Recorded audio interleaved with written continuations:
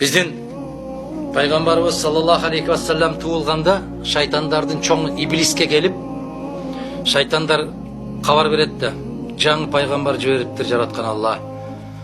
Ушундай күчтүү деп айтат десе, анын үммөттөрү деген анын жолдоочулары, анын аркасынан сүннөтүн кармап жүргөндөр, биз сиздер менен Алла насип болсо үммөтүбүз деп жүрөбүз. Ошолор күчтүү болот экен десе, иблис билесизби эмне деп айткан? Дүниөгө кызыгабы экен деген.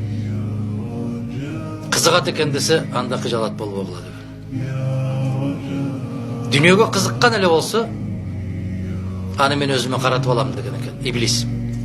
Алейхина ала.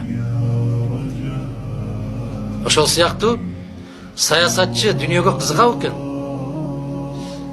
Дүниөгө кызыккан эле болсо, менин жанымда турушу кыйын. Аны ар кандай жолдор менен арбап алып кетет.